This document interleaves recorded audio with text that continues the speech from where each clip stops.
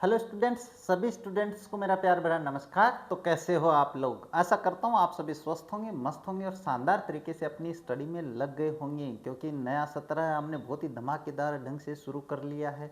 और धमाकेदार शुरुआत में बात करें तो अपनी जो बुक है उसका 5वां चैप्टर है वो चल रहा है। कौन सी बुक? फर्स्ट फ्लाइट का 5वां चैप्टर है वो अपना चल रहा है। और इसका जो पहला भाग है, पहला यानी 5वें चैप्टर में अपने पास 3 भाग है, तो पहला जो भाग है वो अपना कंप्लीट हो चुका है। आज की इस क्लास में हम अपने 5वें चैप्टर कौन सा, ग्लिम्पसेस ऑफ इंडिया जो है, इसका जो दूसरा भाग कुर्ग है, इसको कंप्लीट करने वाले हैं। बहुत ही शानदार तरीके से सबसे पहले इसकी समरी पढ़ने वाले हैं। बहुत ही आसान भाषा में मैं आप लोगों को समझाने वाला हूं। इसके बाद में इसके पैराग्राफ्स के क्वेश्चंस की बात करने वाले हैं। और रही बात अपने चैप्टर के क्वेश्चंस और एडिशनल क्वेश्चंस जो बड़े ही महत्वपूर्ण हैं, उनको हम क्लास के अंत में करने वाले हैं, यानी इन क्वेश्चंस के भी मैं आंसर्स आप लोगों को समझाने वाला हूं। तो क्लास बहुत ही महत्वपूर्ण होने वाली है। तो क्लास के लिए करना क्या है आप लोगों को? कुछ नहीं करना है, क्लास को बिना स्किप किए हुए कंप्लीट देखना है, ताकि आपकी आने वाली एग्जाम, एनुअल एग्जाम की बात कर रहा हूं, इसमें किसी समस्या का सामना ना करना पड़े। तो आज की इस क्लास को शुरू करें। इससे पहले आप लोगों से एक बात कहना चाहेंगे, अगर आप हमारे चैनल पे आए हो, हमारे वीडियोस देख रहे हो, वीडियोस पसंद आ रहे हैं, हमारे चैनल को सब्सक्राइब कीजिए, वीडियो को लाइक कीजिए, शेयर कीजिए, साथ ही बेल आइकन को भी ऑन रखिए ताकि मेरे वीडियोस के नोटिफिकेशन सबसे पहले आप लोगों के पास पहुंचे। अब ज़्यादा समय नहीं लेते, शुरू करते हैं आज की क्लास। और आज की इस क्लास में अपना जो चैप्टर है, चैप्टर नंबर 5, कौन सा? ग्लिम्पसेस ऑफ इंडिया, यानी भारत की चमक, जिसके मैंने शायद नाम नहीं बताया था पीछे वाले चैप्टर में। तो भारत की कुछ झलकियाँ जिसको अपन कहते हैं, चमक जिसको अपन कहते हैं, इसमें पहला जो भाग है वो कंप्लीट हो चुका था। अब बेकर फ्रॉम गोवा, बहुत ही शानदार तरीके से समझाया था, एक बचपन वाली कहानी, कहानी नहीं, कविता भी सुनाई थी। आज हम बात करेंगे अपने उसके दूसरे भाग कुर्ग के बारे में। अब ये कुर्ग क्या है? तो कुर्ग कुछ नहीं है, छोटा सा एक गांव है, स्थान है। कुर्ग मतलब एक जिला है, किसका, कहाँ का? कर्नाटका का। बस इसका एक वर्णन, जैसे आप घूमने गए कहीं और घूमते घूमते आपको पसंद आ गया, अरे यार बहुत ही बढ़िया सीनरी सी है, इसके बारे में तो लिखना चाहिए, तो अपने जो लेखक हैं वो इसके बारे में लिख देते हैं। और लिख दिया तो कोई बात नहीं है, हम भी पढ़ेंगे, फिर इसको पढ़ेंगे। पढ़ना जरूरी है, पढ़ना बहुत ही ज़्यादा जरूरी है। और पैसे दे के पढ़ना ये थोड़ी सी गलत बात है। पैसे दे के नहीं, मैं आपको फ्री में पढ़ा रहा हूँ ना, चिंता मत करो। पहले इसके बारे में बाद में बात करेंगे। नहीं, आप कहोगे सर पहले चैप्टर तो पढ़ा दो। कुर्ग आपके पास एक कर्नाटका का जिला है भाई। किस, कहाँ का? ये कर्नाटका जो है अपना जो राज्य, वहाँ का जिला है। इसके बारे में क्यों लिखा है? क्योंकि एक अपने पास सदा हरित वनों से घिरा हुआ क्षेत्र है, इसीलिए बढ़िया है, घूमने के यानी विजिटिंग करने वाला एक स्थान है। तो देखिए बात करते हैं अपने, है ना, उसके बाद में बात करेंगे, सारी बातें अपन कर लेंगे, चिंता मत करो ना, हर बात करते चलेंगे। देखो, Midway between the Mysore, Mysore अपने पास स्थान का नाम, and the coastal town of Mangalore. और कोस्टल टाउन ऑफ मंगलोर की बात करें, मंगलोर भी स्थान का नाम है। मंगलोर कहाँ पे है? ये कर्नाटका में ही है। अपने पास कोस्टल का मतलब क्या होता है भाई? तटीय क्षेत्र होता है। टाउन यानी कस्बा, यानी कहने का मतलब मैसूर और कोस्टल टाउन यानी मंगलोर के तटीय क्षेत्र के बीच की बात है भाई। बिटवीन का मतलब होता है बीच में, बीच में। इसके बीच के रास्ते में, मिडवे मतलब रास्ते में, बीच रास्ते में सिट्स स्थित है ए पीस ऑफ हेवन, एक स्वर्ग का टुकड़ा। हेवन यानी स्वर्ग, क्या होता है भाई? स्वर्ग होता है। चलिए स्वर्ग की प्राप्ति कर लेते हैं पढ़कर। स्वर्ग और नर्क कुछ नहीं है, जीवन में यहीं पे है सब कुछ, याद रखना। स्वर्ग क्या है? जब आप अपना जीवन आसानी से जी लेते हो, कोई अपने पास ऐसे बाधाएं नहीं आती है तो वो स्वर्ग है। अगर बाधाएं आ रही है तो वो नर्क है। लेकिन ऐसे नहीं है रे, बाधाओं से ही आदमी सीखता है, कहीं ये मत सोच लेना गुरुजी क्या बोल रहे हो। That must how drifted from the kingdom of God, जो कि अपने पास उतर कर आया है। ड्रिफ्टेड फ्रॉम का मतलब उतर कर आना, कहाँ से? किंगडम यानी राज्य। राज्य किसका राज्य? राज्य भगवान का राज्य। ऐसे लगता है जैसे भगवान के राज्य से उतर के आया है। This land of rolling hills, ये जमीन जिसकी मैं बात कर रहा हूँ, इस पे अपने पास पहाड़ियाँ पहाड़ियाँ पहाड़ियाँ है। इन इज इनहेबिटेड, निवास स्थान। इनहेबिटेड का मतलब निवासरत, निवासीय बता देता हूँ मैं, है ना, निवासीय, निवासीय। By a proud race of martial men, martial यानी बहादुर व्यक्तियों के द्वारा, ब्यूटीफुल वुमेन, सुंदर महिलाओं द्वारा, एंड वाइल्ड क्रिएचर, और जंगली प्राणियों द्वारा यहाँ पे निवास किया जाता है। यह स्थान है भाई। क्या नाम है उसका? उसका नाम है कुर्ग। क्या नाम है भाई? इसका नाम है कुर्ग, है ना, ध्यान रखना। ये थोड़े से नाम इसको याद रख लेना भाई, मैं अभी बता देता हूँ जिससे क्या है आपको समझ में आ जाएगा। चलिए मैं समझाता हूँ क्या है। ये कोडागू और कुडी जो कुर्ग है, इसको नाम को याद रखना भाई आप लोग, ठीक है। द स्मॉलेस्ट डिस्ट्रिक्ट, ये सबसे छोटा, स्मॉलेस्ट का मतलब होता है सबसे छोटा, याद रह जाएगा। हाँ बिल्कुल, डिस्ट्रिक्ट का मतलब होता है जिला। कहाँ का है ये? ऑफ कर्नाटका। कर्नाटका का सबसे छोटा जिला है कुर्ग या Kodagu. Is home to the evergreen rain forest, ये सदा हरित जो जंगल है उनका स्थान है। होम यानी घर है, स्पेसीज प्रजातियां हैं, एंड कॉफी प्लांटेशंस, और कॉफी के बागान वहां पे है। प्लांटेशंस का मतलब होता है कॉफी के बागान। एवरग्रीन रेन फॉरेस्ट यानी सदा हरित वर्षा के one cover 30% of this district, इस डिस्ट्रिक्ट के 30% हिस्से पर सदा हरित वर्षा वाले वन पाए जाते हैं। ड्यूरिंग द मानसून, मानसून की बात करें तो मानसून क्या होता है, वो अपने पास जो दिन जब अपने पास बारिश होती है वो मानसून के दिन होते हैं। मैं ये जियोग्राफी में समझाऊंगा, यहाँ पे समझ जाने लग जाऊंगा तो दिक्कत हो जाएगी, क्लास काफ़ी बड़ी हो जाएगी। इट पोर्स, पोर्स का मतलब था उड़ेलना। क्या उड़ेलना है भाई? Enough to keep many visitors away. हाँ, मानसून जो है ना वो एक ऐसा चीज़ है, जब मानसून आता है, मानसून मतलब बारिश के दिन रहे, बारिश आती है तो विजिटर्स यहाँ से दूर रहते हैं। लेकिन the season of the joy commences, आनंद की जो ऋतु, ऋतु आनंद की ऋतु, ऋतु ऋतु ऋतु ऋतु, चलिए भाई ऋतु कोई नहीं है। कमेंसेज का मतलब होता है शुरुआत, कमेंस का मतलब क्या होता है? शुरुआत। याद रख लेना, समझ में नहीं आया तो मैं बोल तो रहा हूं। From September and continuous till March, जो आनंद की ऋतु है वो सितंबर से तो शुरू होती है और मार्च तक चलती जाती है, चलती जाती है, चलती जाती है आनंद के लिए। द वेदर इज परफेक्ट, क्योंकि इस दौरान वेदर, वेदर यानी मौसम, मौसम बड़ा सुहावना रहता है, परफेक्ट यानी पूर्ण होता है। With some shower, some shower का मतलब कुछ बूंदाबांदी वाला मौसम। Thrown in for good measure, वो अच्छी सी माप तोल के द्वारा गुड करने का मतलब है धूप में जा रहे हैं हम और बूंदाबांदी हो जाए तो कितना आनंद आए भाई, आनंद ही आनंद है जिंदगी में। The air breathes of the invigorating, invigorating का मतलब होता है खुशबू, है ना, खुशबू आती है मिट्टी की जब बारिश होती है पहली, है ना, बारिश की बूंदें जब गिरती है। क्यों, ये गाने भी सुना देता हूँ बीच बीच में, लेकिन नहीं कोई बात नहीं। इनविगोरेटिंग का मतलब होता है खुशबू आना। कॉफ़ी तो फिर अपने पास ब्रीद जो सांस होती है उसमें खुशबू आती है कॉफ़ी की, मध्यम मध्यम मीठी मीठी, है ना। कॉफ़ी स्टेट्स, कॉफ़ी के स्टेट्स यानी स्टेट्स का मतलब राज्य होता है अच्छे, लेकिन यहाँ पे क्षेत्र से, कॉफ़ी के क्षेत्र।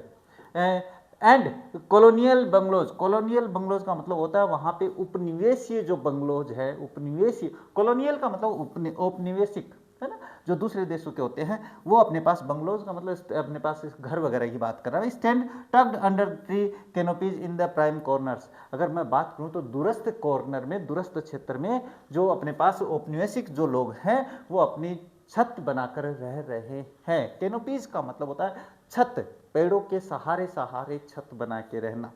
अच्छा चलिए आगे देखते हैं।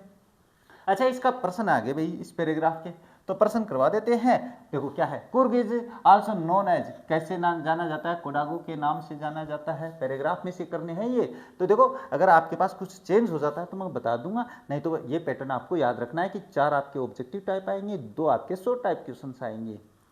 अच्छा, in which state is Coorg situated, अच्छा किस राज्य में है? तो ये कर्नाटका, ये लो होगी आंसर, बहुत ही सरल है। What is Coorg famous for, Coorg है वो किसके लिए फेमस है? कॉफी के लिए, मार्शल मैन के लिए, वाइल्ड क्रिएचर के लिए, ऑल ऑफ दिस, तो ऑल ऑफ दिस आ जाएगा भाई, अभी तो पढ़ाया है मैंने।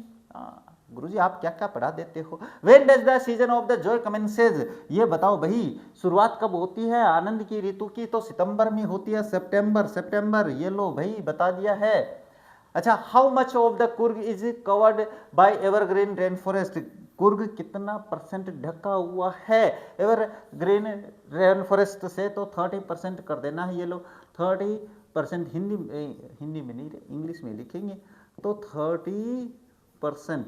और अगर आपको राइटिंग नहीं समझ में आए तो पीछे जाना, यहाँ पे आना, ये रहा 30% of the district, this district, ये कर देना। चलिए फिर आगे। The fiercely independent people of the Coorg are possibly of Greek और अरेबिक डिसेंट। और ये जो फायरसली बहुत ही पूर्ण रूप से फायरसली इंडिपेंडेंट, किसी का कोई लेना देना नहीं है, आज़ाद है हम, है ना, आज़ादी है हम, है ना, ये बाद में समझाता हूँ मैं आपको। फायरसली इंडिपेंडेंट का मतलब होता है पूर्णतया आज़ाद। पीपल ऑफ कुर्ग, लोग जो कुर्ग के जो लोग हैं, आर पॉसिबली, ये संभावना मानी जाती है भाई, ये संभावना मानते हैं कि वो ग्रीक या अरेबिक लोगों के डिसेंट है। अपन नहीं कहते रहे यार ये उसका वंश का है भाई, अपन जब चित्तौड़गढ़ में जाते हैं तो वहाँ पे मिलते हैं, अरे ये महाराणा प्रताप के वंश का है ना, ये अरे इसके दादाजी तो वो थे फलान सिंह, है ना, अरे ये डिमखान सिंह के खानदान से है। आप ये फलान सिंह डिमखान सिंह समझते तो ना, हाँ समझ जाओगे, ठीक है। ये लेकिन अपने पास ये जो प्रश्न भी आएगा भाई, कुर्गी लोग किनका अपने पास डिसेंट क्या मानते हैं, डिसेंट मानते हैं। डिसेंट यानी संतति जिसको अपन कहते हैं, याद रखना। एज वन स्टोरी गोज, जैसे कि कहानी है, a part of the Alexander's army, Alexander जो अपने पास आया था, अलेक्जेंडर राजा था भाई, है ना, अरेबिक राजा था। Army moved south along the coast and the settled here when return become impractical. जब अलेक्जेंडर आया था भारत पे आक्रमण करने के लिए, तो इसके सैनिक जब आए यहाँ पे तो उनका जाना इम्प्रैक्टिकल हो गया भाई, असैद्धांतिक हो गया, जाना संभव ही नहीं था वहाँ से। तो जब जाना ही नहीं हुआ, कोई लोग आए और उनका जाना असंभव हो जाता, तो फिर वो वहीं पे बस जाते हैं, वहीं पे शादियाँ कर लेते हैं। और इसके बाद these people married amongst the local, इन लोगों ने जो वहाँ की महिलाएं थी, जो पुरुष थे, उनमें शादियाँ की। And their culture is apparent in the martial tradition, और उनका जो परंपरा है वो बिल्कुल मार्शल ट्रेडिशन है, परंपरा है, उनकी परंपरा है। मैरिज, उनकी शादियाँ भी बिल्कुल वैसी होती है। रिलीजियस राइट्स, धार्मिक कर्मकांड, रिलीजियस यानी धार्मिक, राइट्स यानी कर्मकांड, उनके जैसे पूजा पाठ है, उनके शादियाँ हैं, इसके अलावा उनकी जो अन्य परंपराएं हैं वो आपके पास क्या है, which are distinct from the Hindu mainstream, जो कि उनकी हिंदू मेन स्ट्रीम जो है, हिंदुओं की जो संस्कृति है उससे भिन्न है। डिस्टिंक्ट का मतलब अलग, इनके रीति रिवाज अलग है। सीधी सी बात ये है आसान भाषा में। The theory of Arab origin draws support from the long, अगर अपन बात करें ये जो सिद्धांत है अरब लोगों का, अरब उत्पत्ति का, ये अपने पास सपोर्ट है फ्रॉम द लॉन्ग, लंबे समय से भाई। किस प्रकार से, कि हम कैसे कहें कि भाई ये अरबी लोगों का ही डिसेंट है, अरबी लोगों की वंश है, कैसे कहेंगे? तो देखो, black coat with an embroidered का मतलब था कसीदाकारी किया हुआ, कसीदा नहीं करते क्या, कसीदा अपन डिजाइन बनवाते हैं शर्ट पे। Waist belt worn by the Kodavas, ये कोडाउज कौन है, ये कुर्ग या कोडागु के लोगों को कोडाउज कहते हैं। ये क्या करते हैं, कुर्ता पहनते हैं, जिसको मैंने क्या बताया भाई, हाँ ब्लैक कोट पहनते हैं जिसपे अपने बेल्ट बंधा होता है। इसके अलावा नॉन एज कुपिया, इसको कुपिया के नाम से जानते हैं, कुपिया नाम याद रखना भाई, पूछूंगा तो क्या आप प्रश्न तो आएगा, प्रश्न आएगा इसके आगे। It resembles the keffiyeh, resembles का मतलब होता है अपने पास स्मरण करना, स्मरण यानी नकल करना। मैं एक बार यहाँ पे नकल बता देता हूँ, नकल करना, नकल करना वैसे नहीं रहा टिप्पणी आप वाली, जैसे अपन नहीं कहते यार ये इसकी शक्ल है ना इसके बाप से मिलती है, यार ये तो अपने दादा पे गया है, वो होता है रिजेंबल, याद रखना, द कुफिया। और ये जो कुपिया है, ये जो कुपिया है ये कुफिया से मिलती है भाई, keffiyeh won by the Arabs and the Kurds, जो कि अरबी लोगों के द्वारा पहना जाता था या कुर्द लोगों के द्वारा पहना जाता था। अब ये मान के चलो अपने कोई पुराने जमाने के मान धोती कुर्ता पहनते हैं, यार ये ऐसी ड्रेस तो अपने राजस्थान में पहनते थे धोती कुर्ता, तो फिर कहते हैं यार ये तो राजस्थानी है, यही पहचान होती है इनकी। अच्छा, Coorgi homes have a tradition of hospitality, अगर कुर्गी के घरों की बात करें तो उनमें भाई मेजबानी बहुत ही परंपरा है उनकी। मेजबानी मतलब मेहमान आया उनकी देखभाल करना, वो होती है हॉस्पिटलिटी, यानी अपने पास मेजबानी। And they are more than willing to recount numerous tales of the valour related to their sons and the fathers, और उनमें भाई अपने पास असंख्य कहानियां हैं उनके पास अपने बेटों की, अपने पिताओं की कहानियां सुनाने में, जो बहादुरी की कहानियां हैं। वालर यानी बहादुरी से संबंधित, बहादुरी है, मैं भी क्या बोल देता हूँ, कभी कभी हो जाता है ना ऐसे सोचना। बहादुरी से जुड़ी कहानियां हैं भाई, अनंत कहानियां हैं उनके पास। मेरे दादा परदादा ने ये क्या, अरे मेरे दादा परदादा ने ये क्या, अरे मेरे दादा ने तो पता नहीं क्या क्या किया है ना, वो वही कहानियां बता रहा हूँ मैं। तो यही related their sons and fathers. The Coorg regiment is one of the most decorated in Indian army, Coorg regiment भारतीय आर्मी की सबसे सुसज्जित आर्मी मानी जाती है, बटालियन मानी जाती है। And the first chief of the Indian army General Cariappa was Coorgi. और अगर अपन बात करें इंडियन आर्मी का पहला जनरल कौन बना था, तो वो एक जनरल करियप्पा, जो नाम था वो कुर्गी था। इतने बहादुर लोग होते हैं भैया। इवन नाउ आज तक Kodavas are the only people in India permitted to carry fire arms without a licence. आज तक भारत में कोडाऊ लोगों को बिना लाइसेंस के हथियार रखने की अनुमति है। ये अपने इनकी है भाई। तो अब ये शायद प्रश्न शुरू होते हैं इस पैराग्राफ के। ये देखो मुझे पता है ये आएगा।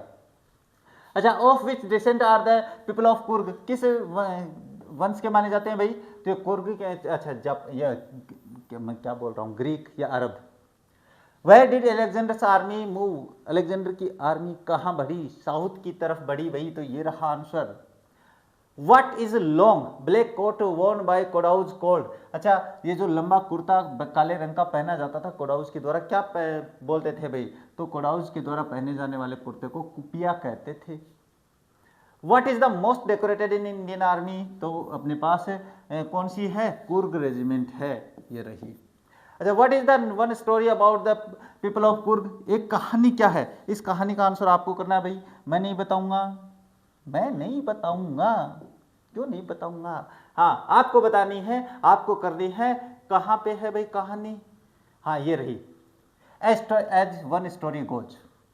ठीक है, इसका आंसर आपको यहाँ पे करना है। ये 5 नंबर का है। क्या है, part of Alexander's army moved south along the coast and the settled here when the return become impractical these people married amongst the local and their culture is apparent in the martial tradition marriage and religious rites. बस यहाँ तक करना है, समझ में आ गया। अब इसके बाद में दूसरा प्रश्न क्या है, which are the people of the Coorgi willing, Coorgi लोगों की क्या इच्छा रहती है, उनकी ये इच्छा रहती है भाई कि अपने पास, हाँ ये रहा द कुर्गी, ये रहा भाई आंसर। द आर मोर, ये रहा, यहाँ से 6 नंबर का कर लेना है। और कहाँ तक करना है, numerous related to their sons and for fathers, ये रहा भाई, यहाँ तक करना है।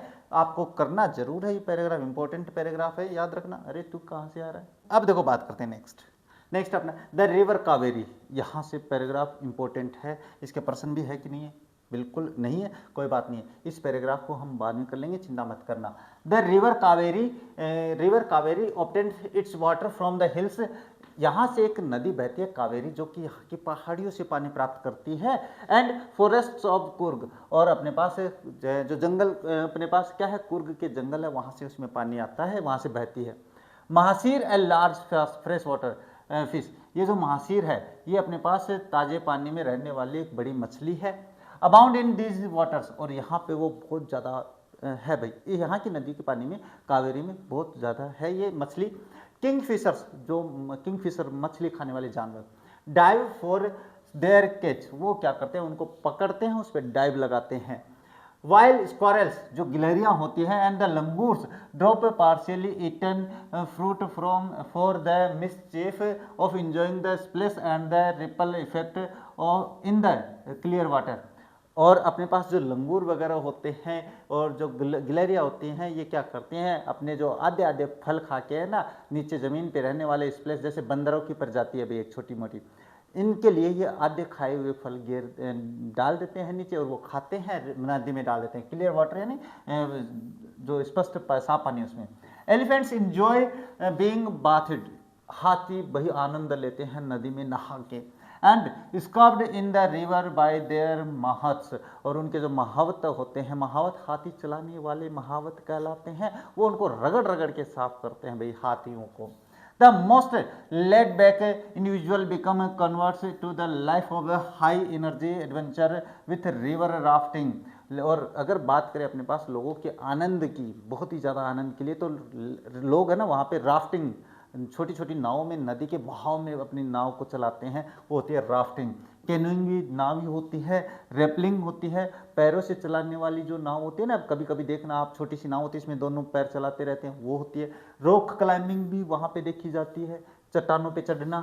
एंड माउंटेन बाइकिंग, और पहाड़ों पे बाइक चलाना भी वहाँ पे देख सकते हैं, पहाड़ों पे बाइकर्स करते ले जाते हैं। अच्छा, numerous walking trains in this rain are a favourite with trekkers. और बात करें अपने पास न्यूमरस वॉकिंग क्या है, हाँ walking trails in the rain, train पढ़ दिया होगा शायद, कोई बात नहीं, trails in the rain are a favourite with the trekkers. और बात करें वहाँ पे तो जो लोग ट्रेकर यानी पैदल चलते चलते चलते चलते वहाँ पे रास्ते ऐसे बन गए हैं, पगडंडियाँ वहाँ पे बन गई, ये भी एक बहुत ही बड़ा अच्छा लगने वाला पल होता वहाँ पे। इसके बाद birds bees and butterflies are there to give you company, वहाँ पे पक्षी हैं, मधुमक्खियाँ, तितलियाँ हैं, ये आपको साथ देंगी वहाँ पे। मैकेक्यूस मालाबार स्क्वायरल, ये मैकेक्यूस और जो मालाबार स्क्वायरल लंगूर, गिलहरियाँ हैं, लंगूर है, एंड स्लेंडर लोरिस है, keep a watchful eyes from trees canopy, ये सारे जानवरों के नाम में भी है ना, तो ये आप पे क्या निगाहें रखते हैं कि कौन सा क्या कर रहा है। हाउएवर, हाँ I do however prefer to step aside for wild elephants, हाँ मैं ये चुनता हूँ कि मैं जंगली हाथियों से थोड़ा एक कदम दूर ही रहता हूँ। इसके बाद The climb to the Brahmagiri hills brings to you into a panoramic view of the entire misty landscape of Kurg। अगर आप अपने पास ब्रह्मगिरी पहाड़ी पे चढ़ जाओ तो फिर वहाँ से आपको कुर्ग का पेनोरमिक यानी अपने पास जो परिदृश्य है, दो दृष्टिकोण है, वो बिल्कुल साफ दिखाई देता है, पूरा जिला दिखाई देता है। A walk across the rope bridge leads to the 64 acres island in the Nisargadhama, यानी कहने का मतलब है कि आप जब अपने रोप ब्रिज होता है, रस्सी का जो ब्रिज होता है, उस पे जाते हैं तो वो कहाँ पे जाता है, वो 64 एकड़ यानी 64 एकड़ की आइलैंड टापू ऑफ निसार गदमा, ये टापू का नाम है, वहाँ पे जाता है वो रस्सी वाला bridge. Running into Buddhist monk from India's largest Tibetan settlement, और ये कहाँ से जाता है, ये अपने पास बहुत बुद्धिस्ट जो साधु संत होते हैं जो कि अपने पास भारत का सबसे बड़ा तिब्बतियन सेटलमेंट है, वहाँ से होके जाता है। एंड नियर बाई बाइलेक्यूपे, यह स्थान का नाम है भाई, वहाँ पे जहाँ पे बुद्ध लोग रहते हैं। ए बोनस, यहाँ फिर बुद्ध लोगों को देख के आपको एक बोनस मिलता है, इतना आनंद करने के बाद में बुद्ध लोगों को देख के आपको बड़ा आनंद आता है, ये बोनस में है। The monk in red, monk यानी वो साधु संत जो लाल कपड़े में पहने होते हैं, यानी थोड़ा रेडिश कपड़ा होता है उनको जो पहनते हैं। ओचरी, उनका ओचरी बोलते हैं जो साधु लंबा कुर्ता सा पहनते हैं। एंड येलो रोब्स, और येलो रोब्स का मतलब होता है अपनी बुझाई वगैरह जो होते हैं उनके येलो पीले रंग का सा होता है भाई। Are amongst the many surprises that wait to be discovered by visitors searching for the heart and the soul of India right here in the Coorg, और जो भारत के लोग हैं जो कि अपने पास स्वर्ग किसी, यानी कहने का मतलब जो कि visitor searching for the heart and soul of India, जो कि भारत की आत्मा और हृदय को खोजते हैं, तो वो यहीं स्थित है, कहाँ, कुर्ग में, अपने भारत यहाँ पे, जो कि अपने सही यहाँ पर स्थित है, कहाँ, कुर्ग में स्थित है। तो यहाँ पे आपका चैप्टर कंप्लीट हो जाता है। अब इसके प्रश्नों की भी बात कर लेते हैं। वेयर इज कुर्ग, ये आता जाता प्रश्न है, रिपीटेबल प्रश्न है, 2 नंबर का है, एक ही लाइन है, तो याद हो जाएगा, देखो अभी याद हो जाएगा। It is the smallest district of Karnataka, छोटा सा जिला है, कर्नाटका का सबसे छोटा है। It is located half way between Mysore and the Mangalore, जो कि अपने पास मैसूर और मंगलोर के बीच रास्ते में पड़ता है। ये तो प्रश्न याद हो गया मान लो। What is the story about the Kodava peoples descent, कहानी मैंने बताई थी भाई कि ये कहानी आ सकती है। देखो, it is believe that they are the Arabic descent because they wear a traditional garment that has a embroidered belt and the is called kufiya, similar to the kufiya worn by the Arabs and the Kurds। ये तो अभी दोबारा बताने की आवश्यकता नहीं है, अर्थ मैंने बताया। What are some of the things you know about, यानी कहने का मतलब ये वो प्रश्न है जो करने हैं। द पीपल ऑफ कुर्ग के बारे में आप क्या जानते हो, और the man of crop of Coorg, इसके बारे में क्या जानते हो। मैन यानी मुख्य, देखो पढ़ा देते हैं। The people of the Coorg are fiercely independent, बहुत ही बहुत ही भयानक रूप से आज़ाद लोग हैं भाई। एंड हैव पॉसिबली ग्रीक और अरब डिसेंट, और मानते हैं कि भाई ये अरबी लोगों का वंशज हो सकते हैं। They settled in the southern coast line and they married the local women, उन्होंने क्या किया, वो अपने पास जो आए थे ना अलेक्जेंडर के सैनिक वगैरह, वो वहीं पे बस गए, वहाँ की महिलाओं से शादी की और उनका वंश चला। They are very hospitable and they recount numerous tales of the valour of their deceased ancestor. और वही अपने पास क्या है, वो मेजबानी के लिए भी जाने जाते हैं, उनके पास असंख्य कहानियाँ हैं। और they own fire arms without a licence, और उनको बिना लाइसेंस के हथियार रखने की अनुमति है। तो कोडाऊ के लोगों के बारे में ये आंसर मतलब ये उत्तर होता है। The main crop of the Coorg की मुख्य फसल क्या है? कॉफी है। देखो, the main crop of the Coorg is coffee and there are various coffee plantations along with coffee estates and the colonial bungalows. ये सारे अपने पास पढ़ लिए भाई, ये करने जरूर है भाई। हाँ, अच्छा, the sports of it offers to tourist, खेल जो यहाँ पे मिलते हैं भाई, जो टूरिस्ट आते हैं, विजिटर्स आते हैं, क्या कर सकते हैं? Sports like river rafting, rappelling, canoeing, rock climbing, trekking and the mountain biking are some of the sports offered at Coorg. बस ये इतना सा, ये ज़्यादा कट ऑफ नहीं है। The animal you are likely to see in Coorg, जानवर जो आपको वहाँ पे देखने को मिलते हैं। There are wide variety of the birds, bees, macaques, Malabar squirrels, langurs and elephants found in the rain forest of the Coorg. ये पाए जाते हैं भाई जानवर। इसके बाद में its distance from Bengaluru and the how to get there. ये प्रश्न छोड़ दो, ये नहीं करना है, छोड़ दो इसको, आएगा भी नहीं, ये लो, इसको करना ही नहीं है। अच्छा, ये प्रश्न है भाई जो आने वाले हैं, ये मैंने बनाए हैं ना, ये तो आएंगे। हाँ, why are the people of the Coorg known as the descendant of the Arabs. प्रश्न वही है, पूछने का तरीका मैंने बदल दिया है। देखो, the theory of the people of the Coorg as descendants of the Arab draws support from the long black coat with embroidered waist belt worn by the Kodavas known as kupya. कहने का मतलब है, ये उनका वंश क्यों माने जाते हैं अरबी लोगों के? क्योंकि एक लंबे काला कोट पहनते हैं जिसपे वो बेल्ट भी बांधते हैं, यहाँ पे कमर में बेल्ट भी बांधते हैं, और ये कोडाऊ के द्वारा पहना जाता था, जिसको कुपिया कहते थे। इट रिजेंबल्स द कुफिया, जो कि अपने पास कुफिया की नकल करता है। वर्न बाय द अरब्स, जो कि अरबी लोग पहनते थे भाई। अरबी लोग क्या करते हैं, लंबा कुर्ता सा पहनते हैं और बीच में यहाँ पे बेल्ट सा बांधते हैं। एंड द कुर्द, और कुर्द लोगों के द्वारा पहना जाता है, इसीलिए कहते हैं कि वो उनका वंशज है। The people of the Coorg have a traditional of courage and the bravery explain. बढ़िया प्रश्न है भाई, याद रख लेना। Coorgis are a proud race of the martial man. बहादुर लोगों के भाई अपने पास क्या है, ये गर्व से भरी हुई जाति है, मतलब लोग हैं। एंड ब्यूटीफुल वुमेन, सुंदर महिलाएं हैं। दे आर वेरी हॉस्पिटेबल, बहुत ही मेजबान लोग हैं। And entertain their guests by relating stories of bravery of their sons and fathers. और वो अपने मेहमानों का संबोधन करते हैं, उनका क्या करते हैं, इंटरटेनमेंट करते हैं, मनोरंजन करते हैं, अपने बच्चों की, अपने पिताओं की कहानियाँ सुना के, अरे मेरे दादा ने ऐसा किया, वही कहानियाँ भी। Coorg soldiers are brave, Coorg के सोल्जर्स भी बहादुर होते हैं। Coorg regiment is one of the most decorated ones, ये सबसे सुसज्जित आर्मी के, इंडियन आर्मी में क्या है, बटालियन है। Coorgis are the only people who are permitted to carry fire arms without licence. और कुर्गी वो लोग हैं जिनको बिना लाइसेंस के हथियार आर्म्स यानी हथियार रखने की अनुमति होती है। इसके बाद में है भाई, Coorg is the tourist paradise. अच्छा, टूरिस्ट्स पैराडाइज यानी कहने का मतलब है भ्रमण करने वालों का स्वर्ग कहा जाता है इस स्थान को। क्यों? तो देखिए, Coorg is the smallest district of Karnataka, Karnataka का सबसे छोटा जिला है। सिचुएटेड क्या है, Midway between Mysore and the coastal town of the Mangalore. ये मैसूर और मंगलोर का तटीय क्षेत्र इसके बीच में स्थित है। It is beautiful rain of rolling hills, पहाड़ियों से भरा हुआ क्षेत्र है, सुंदर। एंड लस ग्रीन रेन फॉरेस्ट, और अपने पास हरित सदा हरित वनों से भरा पड़ा है, ढका हुआ है। It is famous for coffee, coffee के लिए फेमस है। स्पेसीज प्रजातियों के लिए फेमस है। रेन फॉरेस्ट बारिश के जंगलों के लिए फेमस है।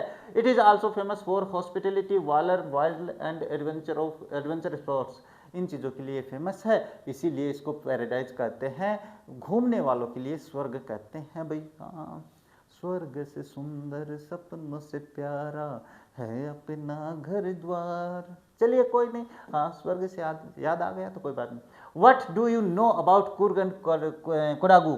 ये प्रश्न इंपॉर्टेंट है, अभी देख लेना भाई, इसको अभी लगा देते हैं आप लोगों के लिए, याद कर लेना, रट लेना इसको, है ना। हाँ, Coorg is the smallest district of Karnataka. Sir ये कितनी बार करोगे, यहाँ पे भी आ गया, यहाँ पे भी आ गया है, कोई बात नहीं है, आप चिंता मत करो। It is known as the Kodagu also, इसको कोडागू के नाम से भी जानते हैं। Coorg lies between the coastal town of the Mangalore and Mysore, Mysore और मंगलोर के बीच में है। It is very beautiful place, ये बहुत ही सुंदर स्थान है। द वाटर से क्या the writer says that it must how come from the kingdom of God, ऐसे लेखक कहते हैं ये भगवान के राज्य से आया भाई, उतरा है। Coorg is famous for its coffee plantation, evergreen rain forest and the species, coffee के लिए प्रसिद्ध है, सदाहरित वनों के लिए है और विभिन्न प्रजातियों के लिए। 30% of its area is covered with the evergreen rain forest, और 30% 33 है कि 30 है, 30%, हाँ 30% है वो अपने पास इसके सदाहरित वनों से ढका हुआ है। The best season is to visit this place is from September to March, और बढ़िया विजिट करने के लिए, यानी आपका जो भ्रमण है वो खराब नहीं हो तो सितंबर से मार्च के बीच में जाओ। The air is full of the coffee flavour, क्योंकि वहाँ पे हवा में भी कॉफ़ी की खुशबू फैली होती है, खुशबू रहती है। तो ये आपका शायद आपके पास हो गया होगा अब, हाँ देखो मुझे पता है ना, ये आपका अब हो जाता है कौन सा, इसका भाग 2 कंप्लीट हो जाता है चैप्टर 5 का। तो प्रश्न आप लोगों ने स्क्रीनशॉट ले लिया होगा, नहीं कर लिए होंगे, और चैप्टर आसानी से समझ में भी आ गया होगा। पैराग्राफ भी आप लोगों को करने थे, कर लिए होंगे, यहाँ तक आ गए ना, इसका मतलब आप करके पहुँचे हो, मुझे पता है, मैं जानता हूँ आप लोगों को। तो बस आज की क्लास को यहीं पे रोक देते हैं, अगला भाग है ना अगली क्लास में पढ़ेंगे, नहीं तो क्लास आप लोगों की काफ़ी बड़ी हो जाएगी। तो आज की इस क्लास को यहीं पे कंप्लीट कर देते हैं और मिलते हैं आप लोगों से अपनी नेक्स्ट क्लास में। तब तक देखते रहे हमारे चैनल। जय हिंद, जय भारत।